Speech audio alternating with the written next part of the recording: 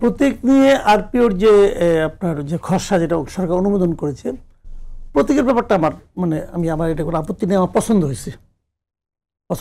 কারণ একটা দল, তার সঙ্গে মানুষের কোনো সম্পর্ক নাই, সে বিএনপির সঙ্গে জোট করছে, বিএনপি তার বিভিন্ন স্ট্র্যাটেজিক্যাল কারণে জোট করছে, ঠিক আছে, আসলে জোটে তাকে বিএনপি একটা সিট ছেড়েও দিচ্ছে যে এই সিটে আমি আমার কোনো ক্যান্ডিডেট দেবো না। কারণ তোমার যদি ক্ষমতা থাকে ভাই, তুমি তোমার প্রত্যেক দিন জিতে আসো, অসুবিধাটা কি? তুমি ধানের শীষ দিয়ে জিতবা, বাহাদুরি করবে, এটা তো ভাই হয় না। ওই দেখেন আওয়ামী লীগের আমলে রাশেদ খান মেনন নৌকানে জিততো, তার প্রতিনিয়ত জিতা ইলেকশন করার সাহস পেত না। তখন তো অপশন ছিল, আপনি আপনারটাও নিতে পারেন, তারটাও নিতে পারেন।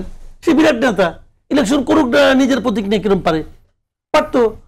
কুষ্টিয়ায় আমাদের ইনু সাহেব নিজের প্রতীক নিয়ে অনেকবার ইলেকশন করছে, আর ধরা খেয়েছে। এবার তো নৌকা নিয়েও ধরা খেয়েছে সব শেষবার। যাই হোক, তো এখন ওইটা হলো ওই উদাহরণে যাচ্ছি না আমি। আমার কথা হলো যার যার প্রতীকে যাবে।